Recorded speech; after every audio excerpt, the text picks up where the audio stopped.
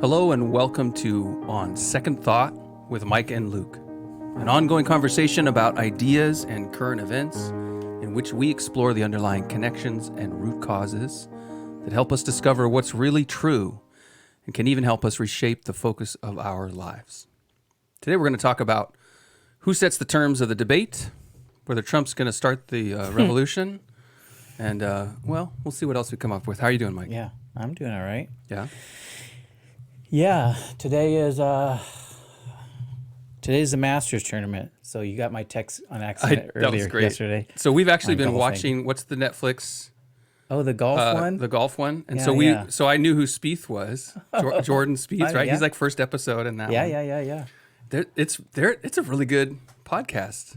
The Netflix, little Netflix? Really? Golf one. That's interesting that you say that. Well, I never think of golf as like high drama. I know. And they would follow, the way they were able to follow certain guys Yes. until they basically won. Yeah. And so that you see like, wow, they all have this potential. Yeah. And you walk away with knowing their stories and their families a little bit. But you don't follow golf. You're No. as we've said before off camera, you're a disc golf. Yeah, that's right. So as a non-golfer, you found it interesting. Yeah. That's Well, interesting. I've dabbled in ball golf. Yeah. Ball golf. That's what the funny hippies say. Ball golf. Ball golf. I used to teach a class called hippie sports when I taught at Christian school. It was sort of controversial. We did mountain biking, hacky sack, and ultimate frisbee. But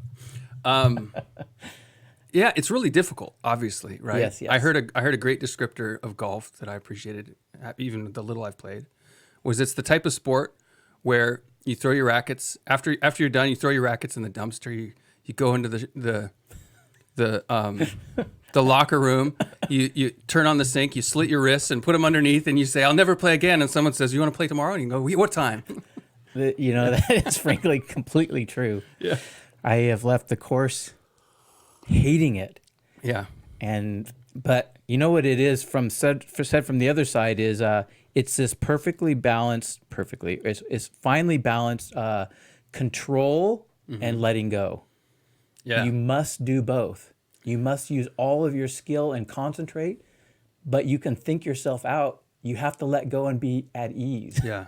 Well, I've tried to explain to my wife this a few different times that my description of a good time is that I'm only thinking about one thing. Yeah, And golf requires that. it's true. Yeah. And it, when you watch these guys, especially when it's a documentary and you Yeah. feel a little more behind the scenes in their head, Yeah, you feel that pressure and all of that Yeah. focus. yeah. The recent episode we watched, there was like a Hawaiian guy whose name now I can't think of. Hawaiian guy. Yeah, he's got a big family, and he was always bringing his five kids. Tony Finau. Finau, yeah. Yeah. And he tells the story of being next to Tiger, like playing with Yes. Tiger when Tiger won big. Yeah. And trying to chat with him, how's the kids? And he yeah. goes, they're fine, and walked off. Well, he looked at him, paused, said they're fine, and kept on walking. Yeah, like, I'm not Yeah. here to chat. But here's the funny thing. That was nice Tiger. So that was 2019. After he hadn't played, he won a major then. He hadn't won in 10 years. Well, actually 11. Yeah. And so he'd come back from multiple surgeries. So he was on his human side, nice, enjoying the players because he thought he'd never play again. Right. So you have to take that and rewind it and amp it to 10 to what he was prior to that. So he was, and we've talked about Michael Jordan, right? Yes, he was that. Mean, I'm here to focus, and you matter. His dad not at was all. an Army major in the Marines and taught him psyops as a part of golfing. Yeah. That's This kinda is fun. Anyway, that's a interesting. So this Masters week, second day of the Masters, we had play suspended. So how am I? I'm fine. Watching and enjoying the Masters. Yeah. How are you? Good. We had kind of a intense isn't the right word, but impactful.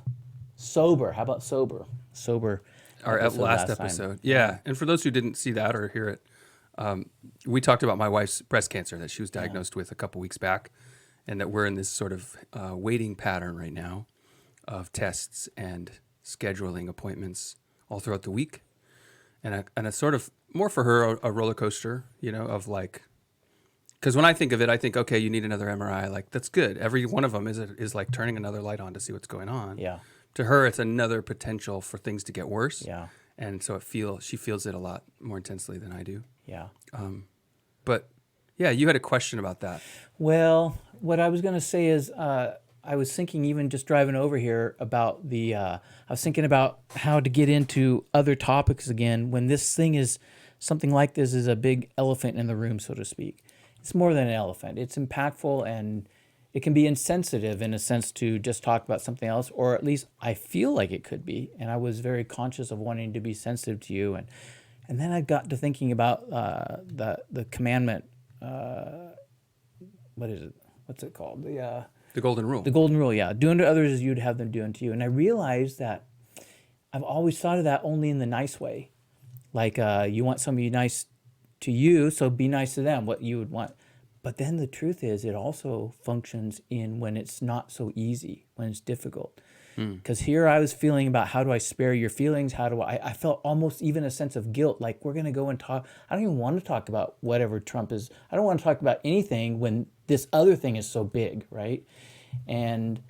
But then I realized, but you know what? If it was me, I would want to have talked about what was going on in my life, but I wouldn't want it to be the center of my life either. I would want other things to still be there. I wouldn't want somebody else to tell me, well, let's not talk about anything but your problem. Right. Do unto others. I think of it as you can't let it win, like control you. Yeah, right? exactly. You can't let it rule over you. I mean, even to the point of making jokes, you got to laugh at some things. Yes, That's something I've tried to do, especially for Nicole more. Yeah. Because if you can laugh at it, it's not scary Right, anymore, right? right. Laughing and fear are kind of opposites. Yeah. And that's what's interesting about that is you have that question you have to face for yourself, but the reality is everybody else has to face the same question when they interact with you and Nicole and your family. Yeah. And they have to face it a little different because here's what I feel. Even after thinking about that do unto others, I thought, I need to come in with a radar on to see how they're doing. Right. Are they thinking that way? Because if it's like all consuming right now, I don't want to talk about, I don't want to like push you out of something. It's like you have to almost say, yeah, that's the page we're on too. Well, and it also very connects with personality and kind of the state of mind based on the day. Yeah, right. So as you describe that, I think, how would I feel if someone came to me with with a sensitive voice and said, "How are you?" Exactly. And my first thought would be, "Go away." Right. Not because I don't want them to care for me. Of course, right. I appreciate it, and I wouldn't get frustrated. But I don't want to be treated like a fragile Yes. infant. I was just thinking, walking on eggshells. Right. Or yeah, it's almost because part It's of hard, though, part when of you're on asking the that outside. question in that way is assuming a level of intimacy Yes. that to me feels like it's similar to my mind when you meet someone or someone even who says, "Oh, you're one of those, like you're a this or that," and you're like, "What? I don't know what you're doing, right? I'm not. I didn't come here for your labels." Yeah. But there is a label to that of like, "Wow, you're so fragile right now," and I'm gonna really and it assumes. It's like someone that who just wants to come up and hold your hand and like intertwine fingers, and you're like, that's a little too much. You know what I mean? Right. That's sort of what it feels like. The other side of it too is there's an incredible like service to be done for someone who's stressed out, to treat them with strength of like, yeah, how are you? Yeah. This is tough, right? Yes. And suddenly it's like, oh, it's not. That's right. It's not the end of the world. That's right. It's another hurdle. It's a difficulty, but it is not the end of the world. And there's a camaraderie in, and I keep thinking of that concept of when we talked about what's a council of elders like. Is it a group of counselors who support each other and comfort each other in their struggles, or is it a council of war? And for me, I need a council of war. Yeah. And that's what I feel like this is. Interesting. Cancer, I mean. Yeah. What about, but not everybody wants that, right? That's not right. everybody. Yeah. Others would prefer a council of caretakers. My wife probably. Well, maybe, maybe not. It probably depends who changes. she's around. Yes, right. If she's with her mom and her sisters, there's a difference. Yeah. For sure. Yeah. I was thinking I wasn't going to say the name, but you had told me that she had went and talked to somebody who had also had cancer. Mm-hmm. And I was thinking about that. I was thinking, that's interesting because that person who I know also is a caring but blunt person. Yeah. Yeah. Yeah. And I thought, oh, what a great person to talk to, right? Because there's a little bit of both. Right. Very sympathetic person, but also a faith-driven. We got to see the more in this. Well, so here's an interesting thing. Our church coming up has back-to-back weekends, the women's retreat, the men's retreat. And so we both had to face, do we want to go? Yes. And we both initially thought, no way. Yeah. And someone gave my wife the advice of, you need to let people care for you, because it's also a ministry to them to let them come and comfort you. And remember, you don't have to just do this on your own. Yeah. And that's how women's retreats are anyway. Yeah. And so she knows that going there is going to be a practice in vulnerability, right, and maybe more extroversion than she's used to. Yeah. My initial thought for a men's retreat is no and no. Yeah. Like, because going to men's retreat for me is never ministry to me. And so at this time, if my ministry is more focused on home, that I know she can go to women's retreat and be ministered to. I also know that that's probably not going to be the case for me. And so we came to different decisions. Yeah, interesting. Yeah. I was thinking about this when you're talking about that. What we're really fleshing out here is the role of pain that God uses to break through to us in our lives. We have a distorted life that he's bringing healing. Yeah. There's a big picture, right? Humanity is broken. God is mending it. There's a big picture. And he uses pain, the role of pain in it. Yeah. It's not easy. It's not just not easy for the person, but it's not easy for all the people around them. Right. It's just plain hard in the most balanced individual to deal with pain, because it's a tool that's not it's a not right tool to work in a not right situation by the one who's right. All right. So this seems like a situation unique to the broken world that we live in. So in heaven, I'm assuming there's no pain. In that way, yeah. Right? Or at least the pain we have. Yes, So I think so. pain is such a powerful method for learning. Yeah. So how does the method change? It'll be interesting. You mean in an unfallen world? Yeah, right. In a renewed world. What about the pain of, we were talking earlier about Tiger and Michael Jordan, of an athlete who goes to great pains, right? That's the phrase. Yeah. To win, to be competitive, to be excellent. Interesting that it's the same word, and yet we would probably say there's something different in it, right? But the same word. I think of, the Bible describes heaven, or eternity, I think is a better way to think about it, as ages to come. And that the age in which we now live has been going since Christ departed. So we're in the church age. So these ages to come that span eternity, future, won't be without other obstacles and that's what I was getting at. Challenges and adventures. So they can be called pain. Yeah. In the sense that they are an operation of a healthy world. Right. But what I think's gone is the element of pain, as in the brokenness of a diseased world that God still uses for good. That part won't be a diseased world. So that's the difference between the work Adam was given versus the toil that was resulting in the fall. Excellent analogy. Yeah. Okay. Exactly. I think All so. right. Well, we wanted to talk about politics again. It's been a little while. It has. You were talking about, I mentioned to you the other day this phrase I heard, or saying that the secret to getting the church to back down is to tell them that their politics is not their domain, and then to make everything about politics. And after I said it, I was thinking about, what is the domain of the church? Religion generally, but Christianity in particular, is the moral domain, right? It's our immoral acts that separate us. Our sin separates us from God. That's the primary problem that Christianity is here to solve. And so where does morality most often come into conflict with our desires? Money and sex, right? And so, sex is like politics. They're one and the same at this point. Money always has been. But what was your thoughts? You wrote about politicizing everything. Yeah, so I remember your comment too, but I had not remembered that part of it. I'd remembered a different part of it. I remembered the part where you said, when you politicize everything, the attempt is to have control of everything then.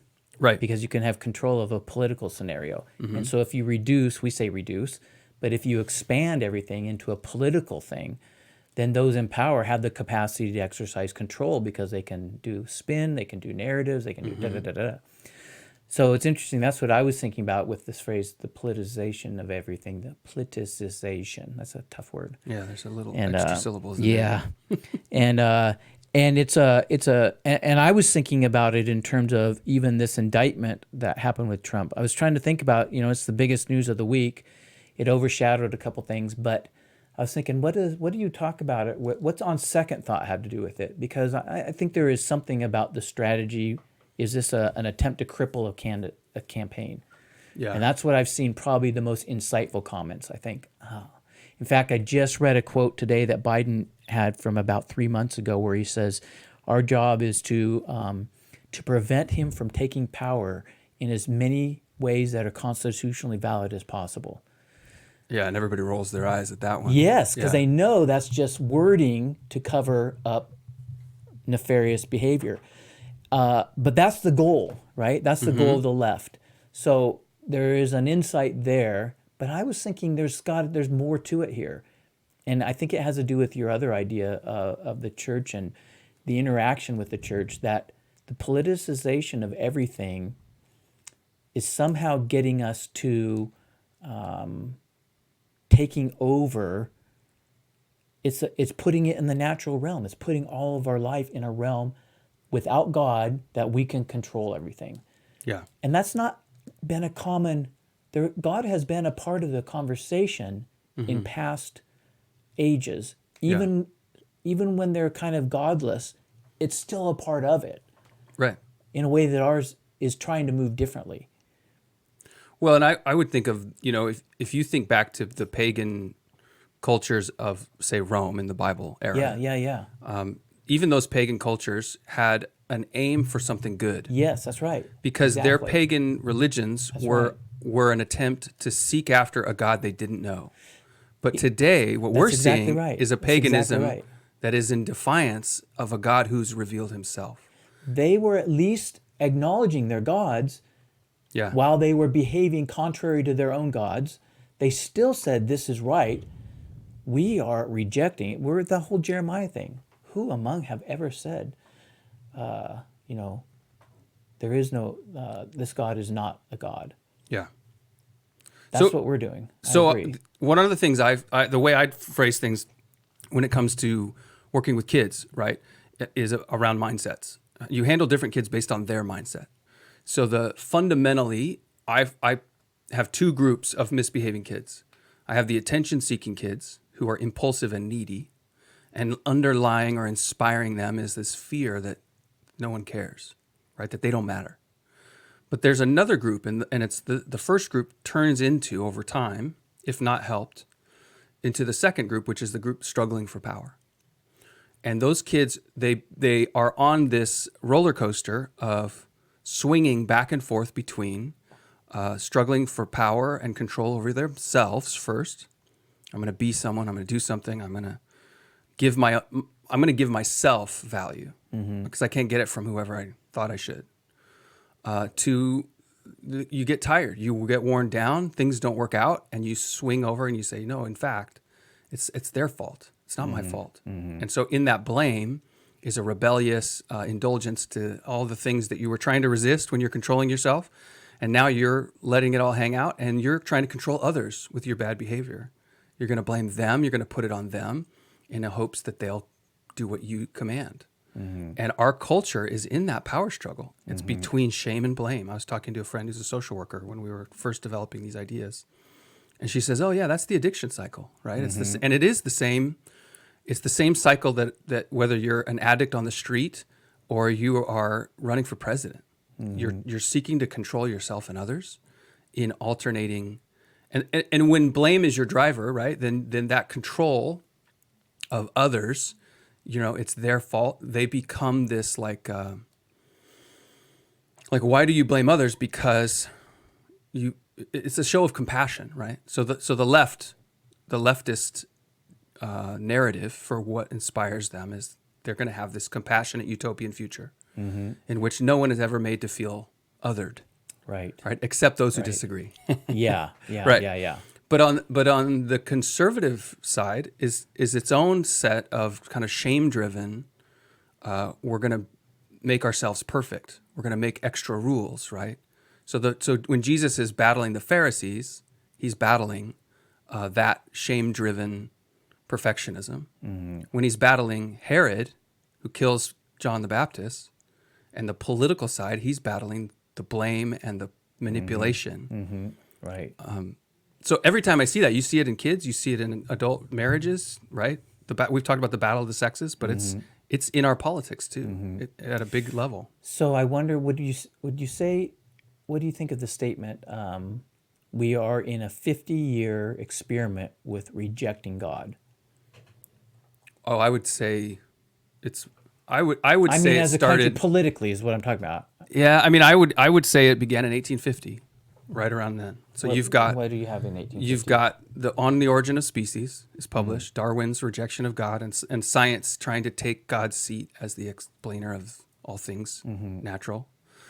You've got the Communist Manifesto is in 1848, where now we're going to have politics and economics apart from God. In fact, rejecting God outright. And then not long after that, you have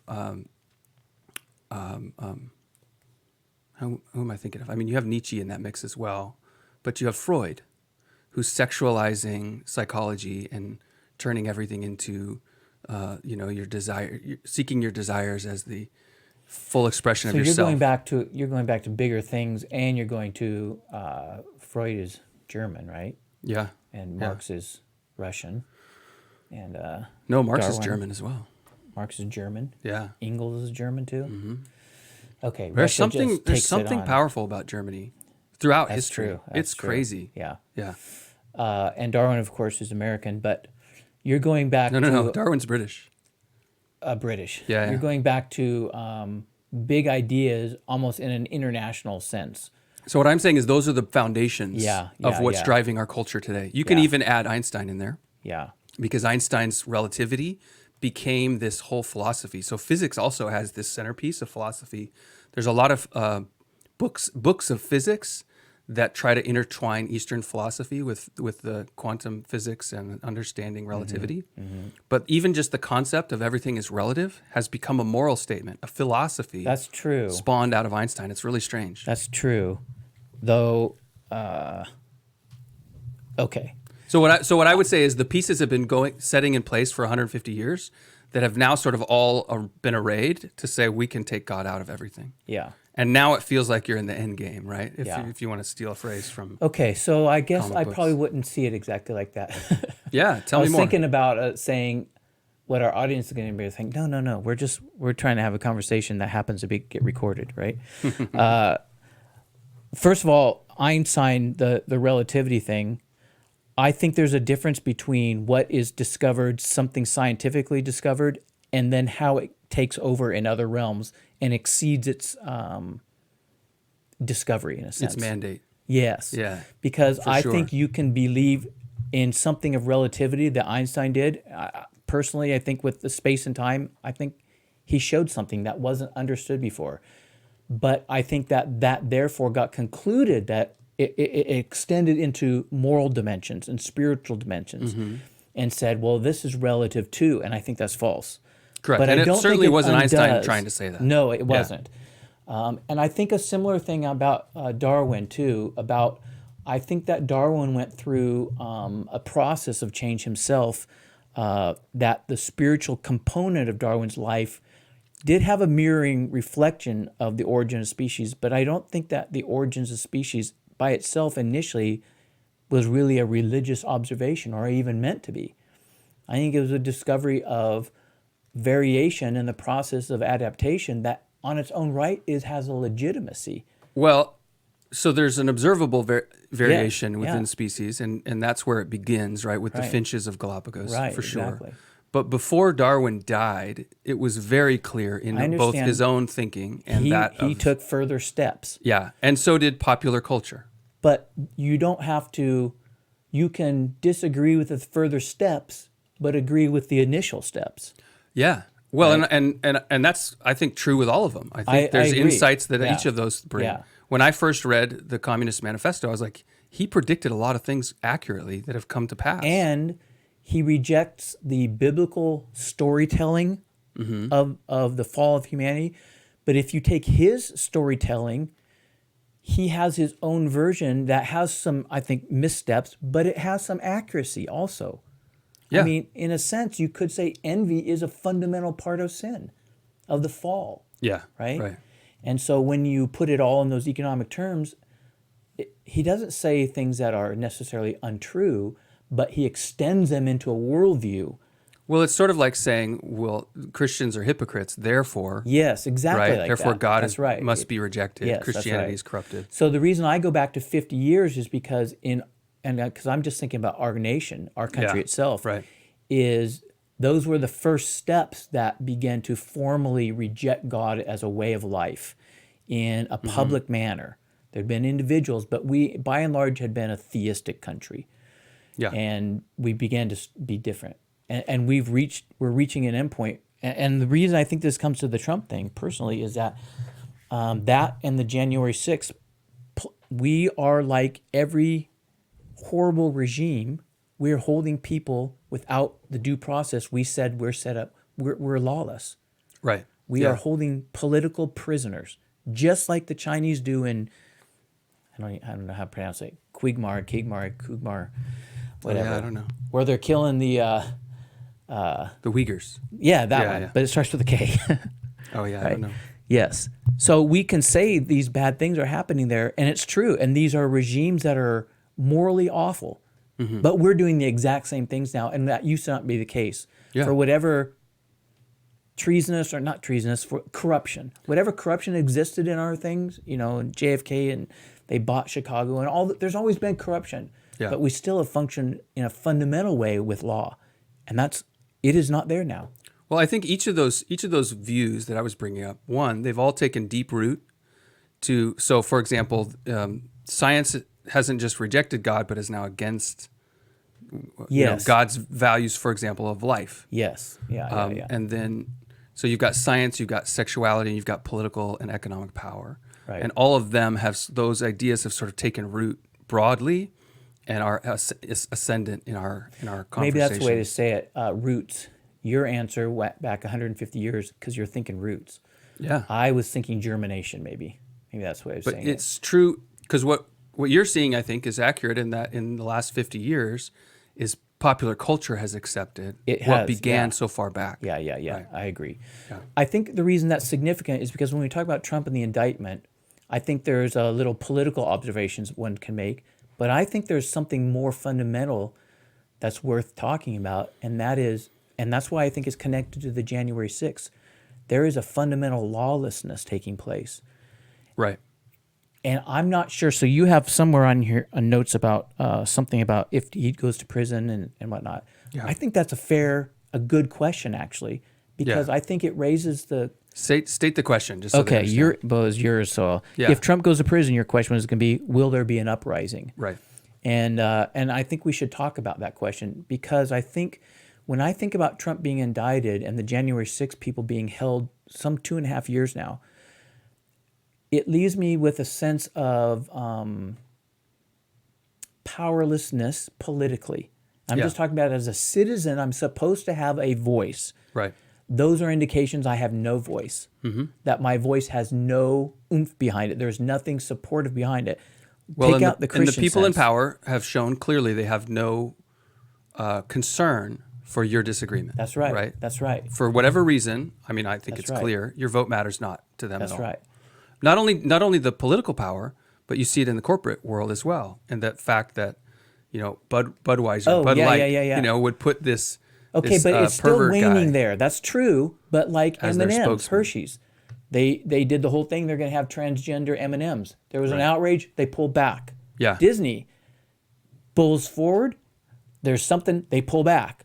Yeah. So at But the that is corporate that's how it works. It's a Yeah. ratchet, right? that's true. It's like when your seatbelt gets stuck, But there's because no- you jolted it, and now it'll only ratchet down, but it won't come out. I agree with you. Yeah. So corporately, they're ratcheting because does that mean we still have economic power? I'm not going to buy your stuff. Well, so the way I think about it is that a company like Nike, right, who has this scrawny, perverted guy who says he's a little girl, and everyone celebrates and kneels down before him.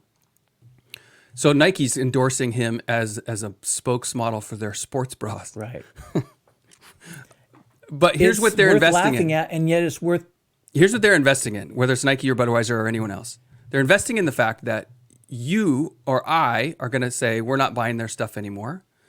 But our kids, they totally believe that our kids will keep buying it. Mm-hmm. And that, in fact, they'll see it as the morally superior stance and be morally connected or invested in the brand now, saying, wow, they stood up for it. Yeah. And actually, they're right, aren't they? Without Christianity, or let's say a spirit, new life process that makes people new, they are correct. If things continue in the direction they've been going. That's what will happen. Yeah. It's already what happens. But the other side of it too is, and this is what I've been thinking about with the Trump indictment, is I'm seeing a radicalization, like an acceleration of people on the right willing to push the limits. I agree. So it's a smaller number of people, but they're willing to go farther. I have a friend which is who something I you already golf see on the with left. occasionally, and he's a conservative guy. He's a moral man. He's not a Christian guy. Okay. He has guns, and he is mentally preparing to fight. Yeah. And my guess is more than mentally, he doesn't necessarily want to share that because it's a little risky. In fact, I've told him, I said, why are you telling me this with our phone sitting on the table? Because I think they're listening. Without a doubt. Yeah. And so he says, well, let him.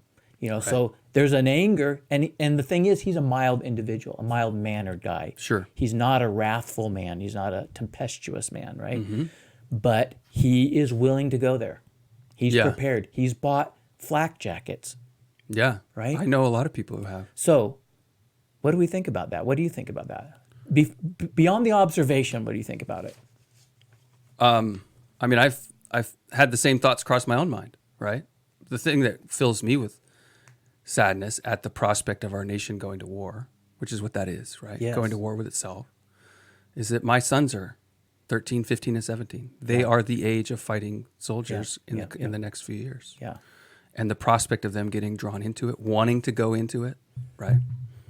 And the odds of their demise is huge. Have you run across the theological argument and the folks who make it that say the American Revolution was unbiblical? Have you ever heard that? I mean, I've thought it myself. Okay. I've wondered it, Well, I mean, if rebellion, and actually you were pointing out a Watchman Nee book, right? He has a book called Spiritual Authority that was really influential on me, talking about if God establishes all authority, we've talked about how extreme that concept is. Yes. Then any rebellion is a rebellion against God. And so that would include That's part of the argument, that God established King George. Right. And what we did on the colonies was treason, not just to King George, but God's established authority. And if you say, well, the winners write the history, I mean, that's exactly what that is. That we as America that's true. Put on this identity because we won. Yeah. Therefore, we must be morally just. So I think the argument has oomph to it. Yeah. I don't know if I agree with it or not. Right. The denomination I was in for a long time, that was their position, and I thought, okay, that's mine too. But I'm not sure, because when I've read a few times just out of curiosity the Declaration of Independence. Right? Yeah, that's right. And it's like, okay, here's their argument. It's a good argument. It's a good argument too. It is. And it's based upon God making mankind to have an element of liberty in his functional identity as persons. Yeah. It was for freedom that he set us free. That's God, right. Just freedom is enough. So as more I think about it, I don't know if the submission to authority is an Armstronging argument. So this leads us to Dietrich Bonhoeffer, right? It does. So he is there was in a this great quote, and those of you who don't know, he was a pastor who was in Germany during the rise of the Nazis, and he was active in the resistance, and he was executed before the end of the war. And let's for his state involvement. first, he comes to America because he's told his voice is very powerful, and he Yeah. should go, and he does, and he feels guilty. He's not with his people suffering. He goes back. I didn't know that. Yeah, he goes back, and he gets thrown in prison because he felt it his moral, and I'll say this, Christian responsibility to plot to take down and overthrow Hitler. Yeah. He's caught, thrown in prison, from which he writes some of his literature. He becomes a pastor in prison, and eventually he's put to death. Yeah. Now, his decisions are okay, I'm glad you brought him up. It's a good illustration. I think his decisions are what are facing us today as people, as Yeah. American people. And I think it's an extraordinarily difficult thing to think about. I think it's not, think about, okay, let's go back to the... Once you start thinking about it too, you can't take it lightly. It's impossible It's as to take sacred a lightly. concept as you can come up with. That's exactly right. Yeah. Because you're really, and it's very risky too. I did Boy State. Did you ever do that in high school? Boy State? Okay. So I did Boy State, went to this thing in the summer, your senior year, or whatever. And we recreated the Constitutional Congress and all this kind of stuff. Okay. And I remember thinking about it. I was sitting in this room with all these other 18-year-olds, 17, 18-year-old kids, and they blithely rebel against, and I actually stood up and I said, tried to make a point. You know, this is treason, right? Yeah. Every single, you guys are saying this like it's no big deal. But by the laws of the land, you deserve to be shot. Every person who's standing up. And I don't care if you want to stand up and still say I want to do it anyway. Right. As long as our mock debate, we recognize that's actually what was on the line here. Yeah, when they said our lives, our liberty, and our sacred honor, They it was literally real. meant it. And a lot of them lost all three. I just checked out a book from the library that the founders, the people who signed, yeah. a large number of them lost all their property, lost their wealth that they had. Right. And they're just little short chapters. I'm interested to read that. But anyway, it is a sacred thing. And I don't know how easy a decision it is to make about what to do. Right. So part of the difference between the American Revolution and the French Revolution, this is a good besides point its too. intellectual roots, right, is that most revolutions in history, in my reading of it, are inspired by hunger, depravity, decadence, and it's the rabble who says, "Look, we can't even feed our kids; we're taking over." Yeah. In the American Revolution, it was not. It was it was a call to justice. It was a call to an idea, and it was wealthy and prosperous people leading the charge, or at least intellectuals. Yeah. Right. That's right. So if it's like we want bread, sparks even the communist revolution in Russia. In America, it's no taxation without representation. So in France, this is what was happening. Yeah. The oppression of the elites, I'm using modern language, was such that the crowd rose up and they killed them. They put them to death. Yeah. They guillotined them. But I'll tell you, America's a And lot it closer got to the bloody. French Revolution right now than it is to Well, any we of- are because Yeah. Because it is we that have elites versus the common 50 man. years of God rejection, and France was on that path of God rejection also. Without a doubt. So in the American Revolution, we weren't on that path. We were fundamentally theistic. Yeah. Whether you had Christians or whether you had deists, there was a range, but they were all theistically, they believed God made man moral and needed to do right. That That's doesn't correct, exist for us today. I was thinking about it in terms of, did you ever watch the Bourne Supremacy movies? Read the books too? I read one of them. Oh, yeah, so I did too.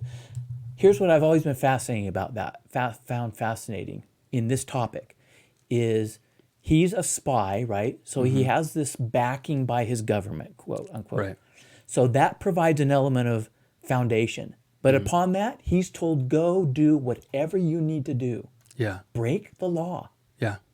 Now, as Christians, I've thought to myself, I don't think I could be a spy. I don't think I have enough moral certainty about something to lie, to break one moral set, Right. to keep another moral set, and look at God and say, I think I'm good with this. You're Yeah. good with this, right, God? Well, and It's I think not that easy is to do. If you look at, for example, the what people call the deep state, or what did you call it, permanent Washington, Elites or permanent right? Washington, yeah, or, yeah. And in particular, Deep state, yeah. the intelligence community Yes. since World War II, we've sort of given them a blank check have. with the Cold War and say, do whatever it takes all over the world. Yeah. And now they've come home and said, all right, well, we'll do it here too. So that's why my answer to your question is no. Will there be an uprising? On the surface of the question, I answer it no. Because there's too many people, not too many, that was the wrong way to say it. So many of the people who think this is wrong, they're driven by Christian elements, whether they're individual Christians or they're just moral and they believe in God, so to speak. They're not going to rise up and break the laws of the land for another right or another moral point, right? Another correct thing. So you're saying our moral code is so broken that it's not, there's no moral depravity that would inspire enough. No, I don't think there's but I don't think we've reached it. Well, if it's a ratchet, right? Yeah. If it's one way. Okay, so the only way you get off a one-way street is to go the wrong direction. Here's what it is. There's law. three things. There's one, stolen elections. Yeah. Okay, everybody's feeling that. It's For real. causing despair. Number two, the January 6th stuff. Yeah. Most people, I shouldn't say most. My sense is that a majority of people in America believe it was a hoax and created as a false front by the just by the fact agencies. that the shaman kid was released All immediately that after stuff, footage came out. It's more and more things that show it. So they just don't believe it. But regardless of that, there's people being held. A gross violation. And then the Trump is a third piece now. Yeah. I think it's possible they might actually end up doing even more. Right. More indictment on a federal level, maybe even throw them in jail. And what's to stop them? There's nothing to. There is nothing. If to elections stop them. don't matter. That's the thing. That's why I got back to the corporate. Yeah. The buying still has a little bit, but I think you're right. They bank on the kids and the long-term trajectory of the spirit of the age. Well, you push until you hear a squeak, then you back up and say, "Oh yeah, we went if too far," and then you elections push don't matter, again. There's no squeak. Well, the squeak doesn't have to matter, right? It doesn't. Yeah, the greasy That's wheel right. or whatever. It doesn't have to matter. So that's why I'm still watching the Arizona thing, but I'm just thinking to myself, it's not going to matter. It doesn't. If she ends up prevailing on a point, so much time will have gone by that they won't feel like they're able to roll it back. And in a sense, they're winning by this process, right? That's why I think the Trump thing is more important than just are they screwing up a candidate's political process, right? Yeah, they're undermining the country. That's exactly right. Yeah. Or it's showing a level of undermining that is happening right in front of us. One guy, Victor David Hansen, I don't know if you read him. Okay, wait, I have to ask. Is it Victor David Hansen or Davis Hansen? I don't know. Oh, I'm going to look it up. I always thought it was Victor Davis Hansen. Maybe it is. I always say David. You do, I know. That's why I asked. What did he say? I'm going to look it up. He said, we're in a war right now. We just don't know it. We're in a revolution right now. That's right. We just don't know it. Yeah. Well, I don't know if I think that or not. The color if revolution, right? If you heard that before. Well, yeah. There's a difference between... it is Davis, by the way. Is it really? I've been saying it wrong. Sorry, the whole Dr. time. Hansen. We'll get it right from now on. Dr. Hansen. We'll say it Dr. Hansen. Or is it Dr. Davis Hansen? I'm not sure. Victor Davis Hansen. Thank you. I don't like saying a lot of the commentators that are on the right say VDH. It just makes me uncomfortable. That's weird. VDH. Okay, anyway, so he's declared that we're in a revolution already. We just don't know it, and he may be right, but I think it's frightening, honestly, because here's what it does: is it forces you. I think it's a scary thing if you're a signer of the ocean between you and King George's armies was a gift from God. If the whole thing was of God, it was a gift. Yeah. Because it insulated you from the immediacy. You could stand up in a tavern and you had 2-to-1 people that agreed with you, or it's 50-50, but no one's going to shoot you and hang you. Because they're a long ways away, the real force. We don't have that insulation. I've often wondered if it was even on just a human level possible to have a new country birthed in our world today.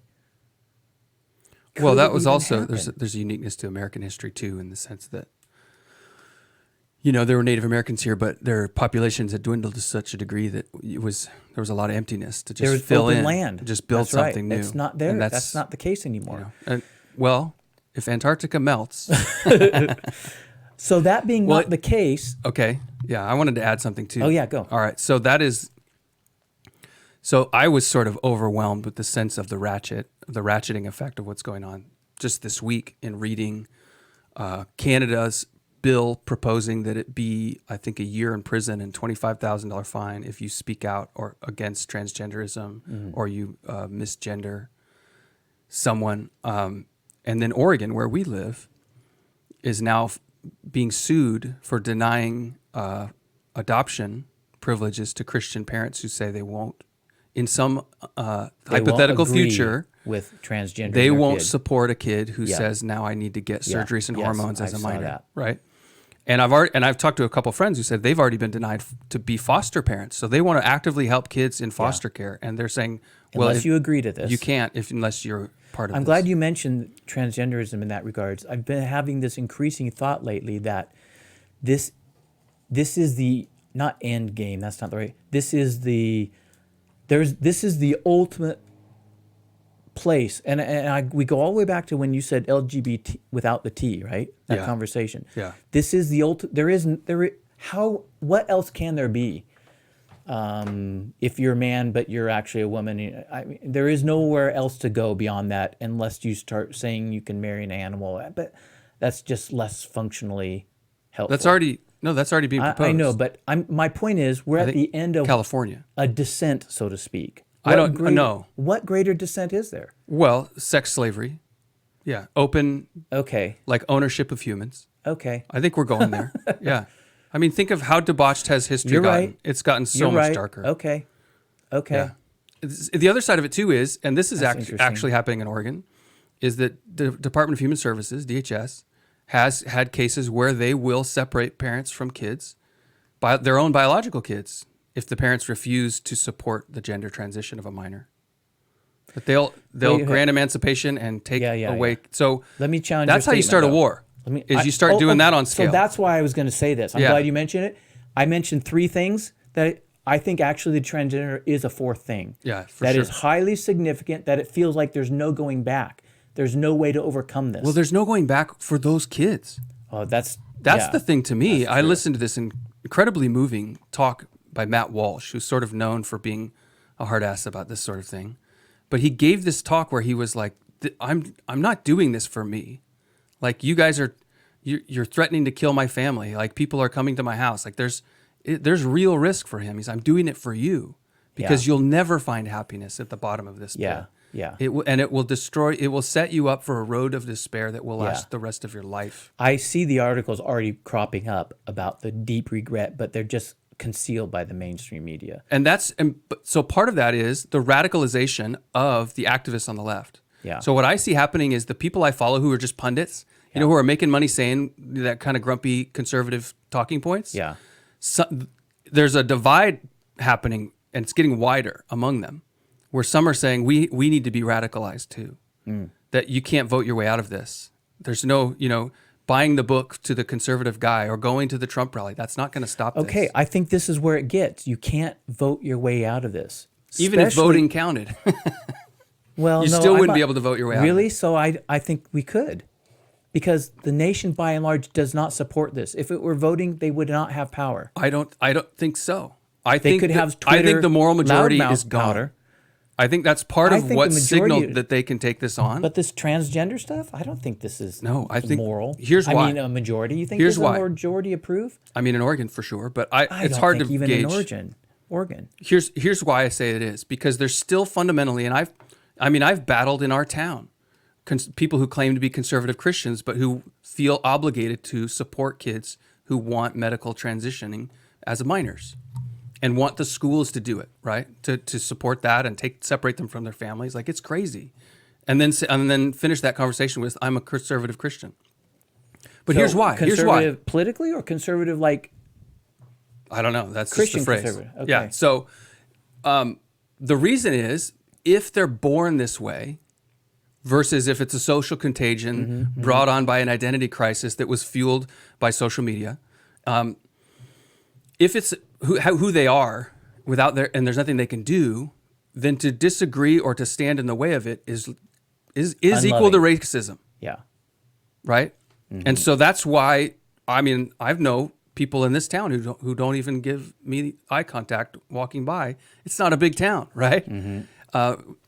Because they have equated me morally with a racist because I've come out against the indoctrination of critical gender theory.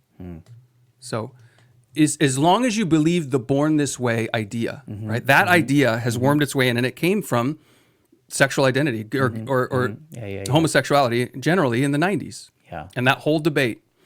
And so now, because that debate has been convincing, the other side of it is it goes the other way, is now that we see the social contagion, and it's so obvious in the transgender movement, you start to say, well, maybe some of the same-sex attraction was brought on by social conditioning, and there's always been this sort of like, well, we don't talk about the fact of the number of gay men who are molested in their teenage or early adolescence, and how much that contributed to their same-sex desire. Because, and part of that is psychology doesn't even understand male sexual desire anyway, and rooting it out and understanding how to transform it. And so they just label anyone who wants to counsel, this is Oregon law. Yeah. If you are a licensed counselor, you cannot help someone who wants to resist their same-sex desires. You can't support it. You can't be part of it because it's called conversion therapy, and it's equal to torture. Yeah. And what that means is you can't be an active Christian living in your faith and with your convictions and be a licensed counselor. You have to either say, well, I don't take those kind of patients, or you have to actively suppress your own beliefs about what's true and the way God made us. Do you think there's a difference between when the Christian church, and I'm using Christian church in the narrower way of being people who have a commitment to God? Christendom. No. But I'm saying not Christendom, because I think there's a lot of people in Christendom who aren't Christians. Yeah. So I would say the ones that are Christians and the churches that gear towards having genuine Christians. But you're talking about Christians, not the institution of church. Would you say that's what you're saying? Among Christians. I'm talking about the faithful to God in whatever churches they're in. I don't care about the church part. Yeah. But just those people who make up a chunk of things and a little bit of hanger-oners. When they're oppressed, so that's what you're talking about here, right? If I'm a Christian and I would think I'm gifted to be a counselor, I'm forbidden to go in that field, frankly, because I'm not allowed, right? Yeah. Christians, when they are oppressed in this way, there's a model to follow. There's still a clarity, because that just means I retreat and go somewhere else. I'm cut off from something. Yeah. Or I'm thrown to the lions, or whatever. There's the suffering of persecution. Yeah, you're either martyred or you flee to another place. That's right. There's a clarity, is what model. I'm saying. Yeah. Now, when we go in the other arena, now you throw in being citizens of a country, of which, let's just say, conservative individuals, a lot of them could be these same Christians. A lot of them, they're not necessarily Christians, but most of them are theistic in some way, right? Yeah. Now you have a political process getting thrown to the wolves that you don't have to do that. Right. That's not it's not a clear-cut thing to do. Now take these same Christians who, in one set of circumstances, okay, it's a clear-cut thing for me to do, but in another, as a citizen, maybe I should take up arms. Well, if the majority of history is the story of kings and dictators ruling over the people, right? And so you see this in the Bible, where the culture itself would worship God or not almost at the whim of the king, because they bear so much power in setting up or taking down idolatrous social institutions, right? Yeah. And so in America, it's not that we have no king, it's that the people are the king. That's correct. And so now what happens is, if you were an Israelite under the king Ahab, God might keep a remnant of those who had not bowed the knee to Baal.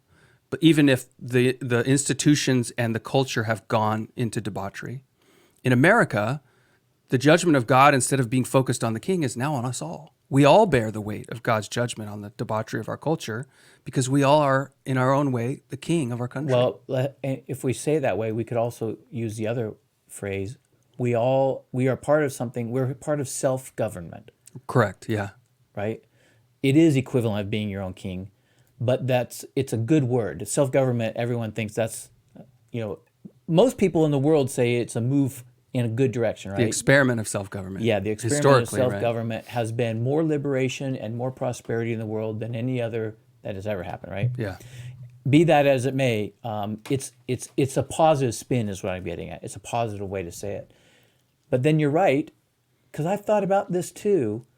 We are only where we are because, in one sense, everyone has allowed this to be. That's right. Yeah. And that's why I say the voting is kind of close to home. The January 6th can be an outrage, but I might not know any of them. But I know you, who didn't get thrown in jail, but you went there, so it's like I could have known some. Yeah. Like it starts to touch. People are still getting arrested for January 6th. Did you know that? No, I did not know that. It's still happening. I just don't understand. So I was thinking, this is another thought, by the way, but it kind of doves in. 60% of Americans don't want Biden to be president. 45% of Democrats. I think that's all bunk. I think it's written for conservative people because this is exactly who the parties in power want. Because he is a nobody. He's a figurehead. This is the administrative state's presidency. Yeah. They can do whatever they want, and we can blame Biden, but he doesn't have a clue what's going on. So I would argue it's not even the administrative state. I've come to change my thinking on this. All right, go. So I was trying to put my finger on, because teachers in particular, public school teachers, have really been demonized around the sexual revolution stuff that's going on. And I see it in the news. I see stories of teachers that are radical, and I think, okay, I taught in some of the most leftist regions of Oregon, public school teacher. How many of those teachers are active radicals? It's like, it's low. It's 10% maybe. Yeah. Most of them are just trying to get along. They want to teach their subject. They like teaching kids. Yeah. So we're demonizing them because we need someone to demonize, because we can't put our finger on it, right? Especially you're a parent, your kids. And if I know the 1 out of the 10 teachers, I don't want to say her or his name. Sure, yeah. But part of it too is the parents are trying to put their finger on who did this to my kid. You know, my kid keeps coming home and now they have purple hair and a nose ring and I don't know what happened to him. Yeah. It must be the school, because where else do they go? But what the parents not realizing is the place they go is on their phone. And it's actually the social media apps where the influencers and the radicals are taking control. That's where this weird guy who got the Bud Light endorsement, right? Dylan Mulvaney's his name. That's where he got his traction, is on TikTok, which is controlled by the Chinese Communist Party. But nonetheless, what I'm saying is, I think when we say the deep state or the bureaucratic state or the permanent Washington, it is similar. It's that most of them are like those teachers. They're just doing a job. That there's somebody behind the scenes who's saying, no, we're going to take it in this direction. And, you know, whether it's bankers in the World Economic Forum, you know, I don't know. Let me try to restate what I think you said. Yeah. Deep state, permanent Washington, bureaucratic state. Your suspicion is that a majority, which can be 51%, they're just trying to do their job also. They may be a part of something that might not be healthy, but they're necessarily, personally, not necessarily that. But they're also just going along. They're going with the flow. They Yeah. don't upset the apple cart. So let's say 10% then. We'll just say there's 10% that have the energy that they want to take things in a malicious direction. You're saying, yeah, I think there's 10%. But you're saying who's commanding those 10%? the coordination is outside. Or coordination might not be the right word, that's too active, but the element of unseen influence that perhaps, I'm using my words to describe what I'm hearing from you, perhaps might have the bulk of sway is this invisible voice online. Yeah. Through apps, through social media, but it's this invisible. Now we're getting. I mean, you hear it when you get into the tinfoil hat regions of the internet, right? Where it's not even saying, okay, who are the 150 people that were on Epstein's island? Why were they there? Because now we can control them. You know, we've got videos of them doing dastardly things. So then it's not even the 100. It's not even the bankers and the politicians. It's the person who's running Epstein. Who's that?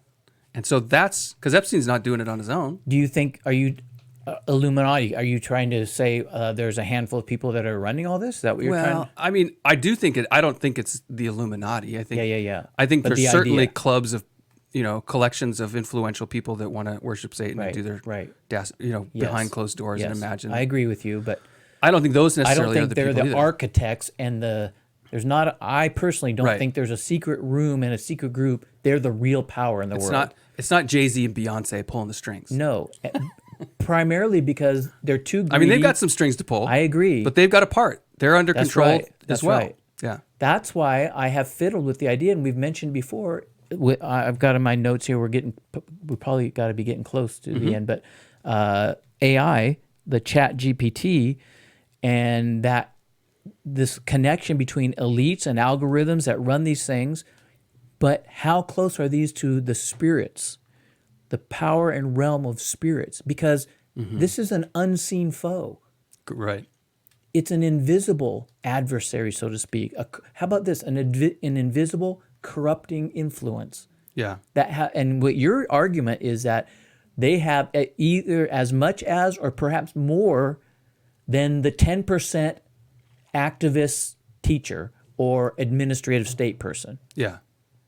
Whether that's true or not. Because all those people, there are true believers and there are keep your head down administrators, And I agree teachers. with you. Let's call it the 80-20 rule. They're all doing what they're told, is what I'm saying. The 80-20 rule, right? Let's say there's 20% doing this and 80% they just keep their head down. It's like, well, because what you tell yourself is when I get into an established position of power, I know. I'll Yeah, take my stand. yeah. Then once you get there, you say, well, I've got to keep my pension yeah. going and my kids are in college and I got to pay And for the other thing you tell yourself, if I say anything, I'm going to get fired. And actually now it's probably true.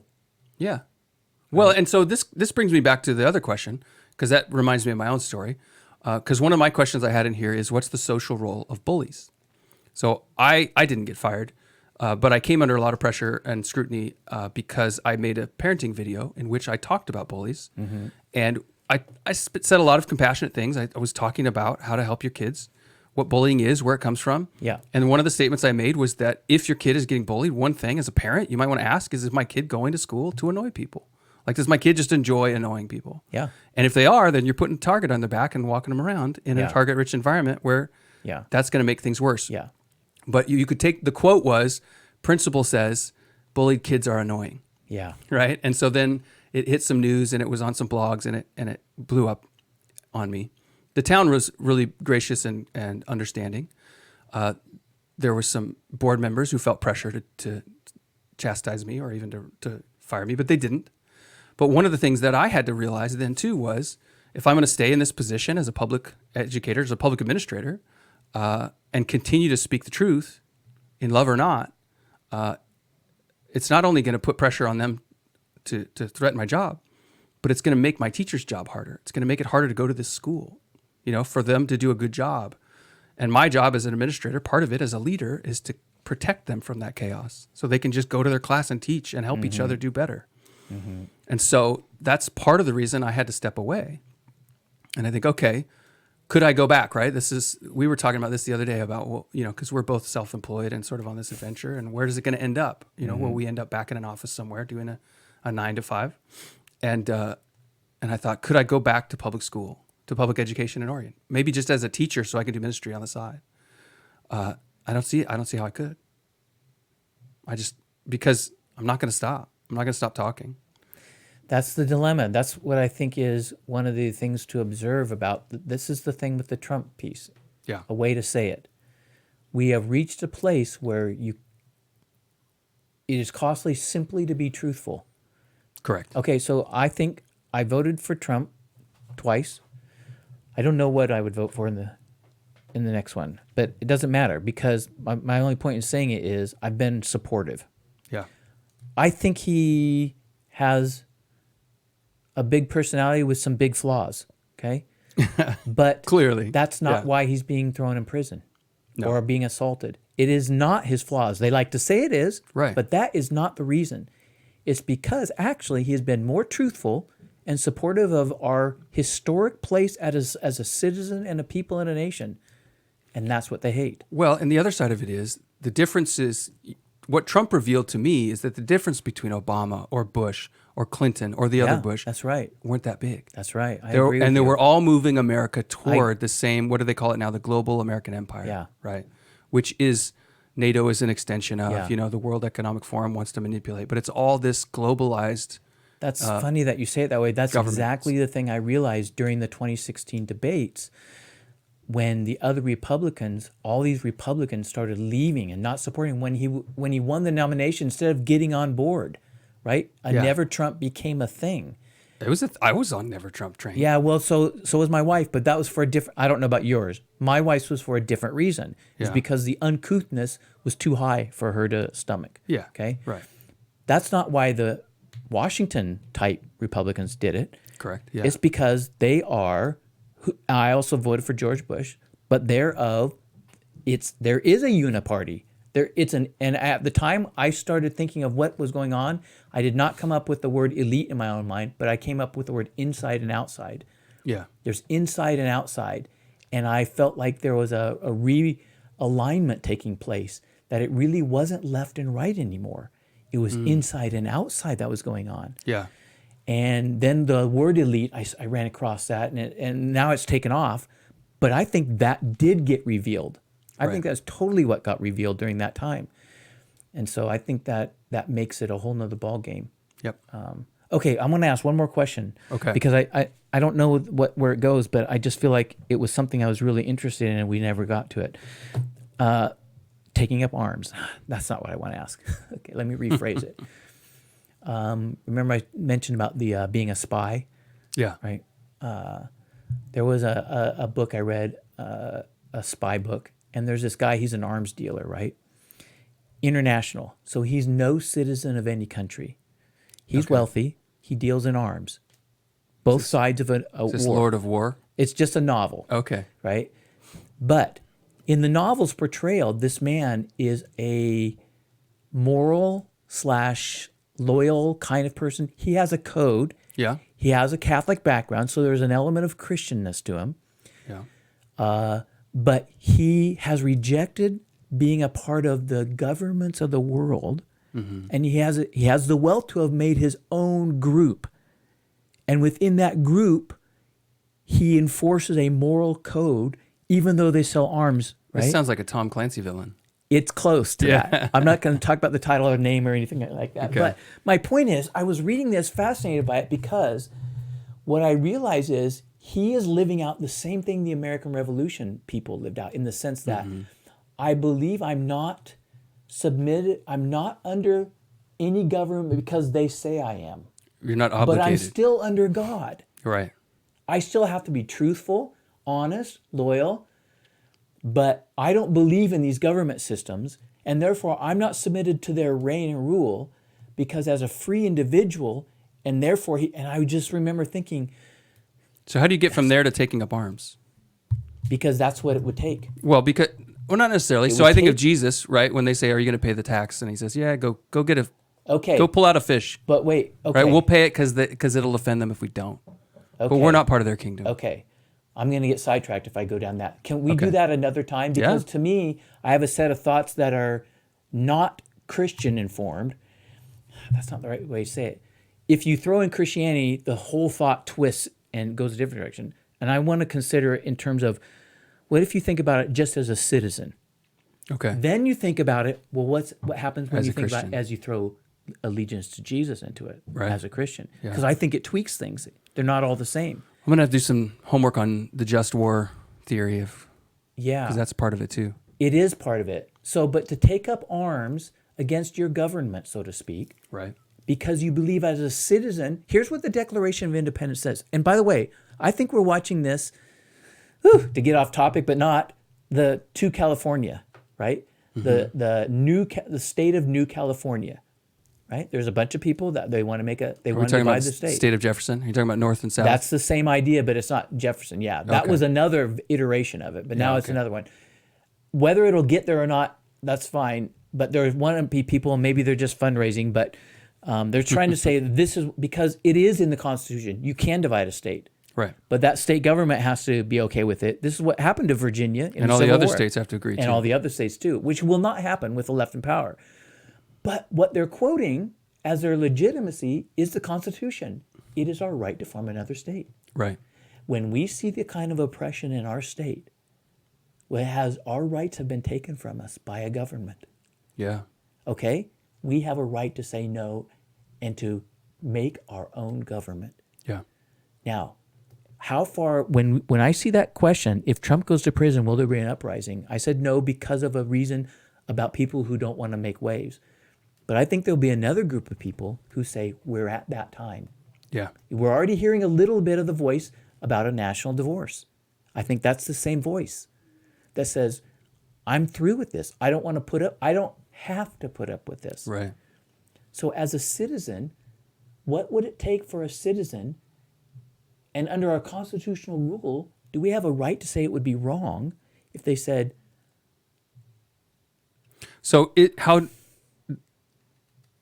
correct me if I'm wrong, but this also sounds like the logic of the Confederacy, it is the logic of right? the Confederacy. That they said, we have the right to do this. This That's is our right. country. Okay, so did you watch either Glory or what was the other big movie, the Confederacy movie? I don't know. Glory, it was the other one, the North, Matthew Broderick in it, Denzel Washington. I mean, I Whatever. did when they came out. Whenever, Yeah. Gettysburg. Gettysburg, Yeah. that's one. I But thought that it was an like excellent movie. mid-90s. Yeah. I was in high school, so. They have the one view of the South, and they're sitting around a campfire, and the guy says, we are a United States. We're a boys' club. We're a club. We all raise our hand to be a part of it. I don't see, he's Johnny Reb, and you're whatever the other guy. I don't want to be a part of the club anymore. I have a right to say I don't want to be a part of the club. Right. Yeah. I think he is constitutionally correct. In one sense, you could argue morally that what Lincoln did had a moral with the slave stuff, but federally, he said, no, you don't have a right. Well, I'm and that's not the sure trick. if that was accurate, actually. That's the trick, is because Lincoln's arguments were bound to the politics of his era. You know, I think we try to glorify Lincoln a little more than he deserves. I agree. In the sense that, and you read it in his statements about slavery. If I could keep the Union without ending slavery, I would do it. Right. I know it. And so we, after the fact, seeing the depravity of slavery, say, well, that's what it was for. And it is. I think it's true that is what it was for. I agree with you. But it wasn't what Lincoln was trying to do. He was trying to preserve the Union. That's right. But even that, we say, we glory in that now, but I think there is a question to be had. Is preserving the Union more important than preserving your own dignity and your own moral sense of right and wrong? Wouldn't it be the argument of the left today if people rose up, Trumps go to prison, and people rose up and they took arms, let's say it's only 20% that would be willing to do that, even though they might have support, and our government said... It doesn't need to be 20. I mean, the revolutionaries was 3%. The only point is a small percent of people that would actually do something. Right. There could be a larger percent that would be in agreement but wouldn't want to do anything. Yeah, they'll offer the bullets they've been storing in the basement. So wouldn't today's administrative state say Lincoln's argument, you can't tear apart the Union? Well, and that goes back to what you said about who's in and who's out. Yeah. That was Lincoln's argument, is we're in now. You can't get out. Yeah. I think It's this the is a hard establishment. question. That is what it means by the establishment. That's right. And that's why I say that left or right, it's conservative. It's trying to say, we've got the power, now we got to keep it. Mm-hmm. Right, which is what conservative thinking is about. Yeah. Okay. Let's. I know we're out of time. Yeah. But let's wrap it up because this is a incendiary oriented topic. Well, it is. How do we wrap it up? You and I believe in another authority in addition to the authority we believe in. How do we close this? Well, here's what I would say. Food for thought, but yeah, here's I think the conclusion of the matter, even though the matter is not concluded by any stretch. We talked about this like 4 times in different ways. Yeah. So, but never this directly. Somebody asked Ben Shapiro a good question once, and this is a question I didn't know the answer to, and I thought he gave a good one. Is what's the difference between fighting Hitler and fighting an abortion clinic? If you believe abortions are murder, it's a great why question. aren't you blowing up abortion clinics like you claim you would do if you were fighting Nazis? Yeah. And Shapiro's answer, which I think he's in a good position to answer, one, his family suffered through the Holocaust. Yeah. And he's a conservative who's pro-life. He said the difference is if there's something political you can do, if there's a process a peaceful process, then you're obligated to run that peaceful process to its end. That is a good And answer. when the peaceful process is no more, that's when you have to decide whether you take up arms. Yeah. That's the question we're in. It is a question. And so, if you say, okay, it is the question. or if elections are over, if there is no more, that's why I think that's such a significant topic. It is. And every day that I see the Democrat or the leftist in general behaving as if elections don't matter, right? That they don't have to retreat from their radical positions. Behaving. You're right. It's a good way to put thinking, it. oh, there's an election coming on, we better back down. They don't. Yeah. They're not scared of elections anymore. That's right. I just got a text the other day from our Oregon Republican Party, and you know what my internal thought was? I don't care. There's no point. There's no point. I joined the Republicans after 2020. Like, Yeah. I've been a registered Democrat my whole life because I wanted to vote. Because the only vote for president in Oregon that matters is the Democrat vote. But even then, it hardly does. Yeah. So I got to vote for Hillary. I bragged to people. I got to vote for Hillary in 2016 To be be the nominee because I knew McCain could beat Hillary, and there's no way McCain could beat Obama, right? It's true. And it still didn't matter. But when I went to run for office and I wanted the Republicans' support, they're like, "Well, you'd have to be a Republican." And I was like, "Oh yeah, I guess that's true." So I changed. But I got it. I'm a precinct committee person. I'm local, engaged in the Republicans. Yeah. But the default I don't know. thing was I don't know what they're doing that's making a without difference. addressing the election, and this thing comes. I don't read Nikki Haley stuff. I don't read any of the presidential stuff on the right, the articles, because I think unless you're talking about election security, it doesn't matter. You're not going to win. Well, so here's why. Going will back to why not they hate win. Trump so much, right? Besides the fact that he's a cad and a liar, and Yes. But I mean, come on. Yeah. Biden's a pedophile and whatever else. So what are we saying here? Yeah. But what he is he's disobedient. He doesn't do what he's told. That's right.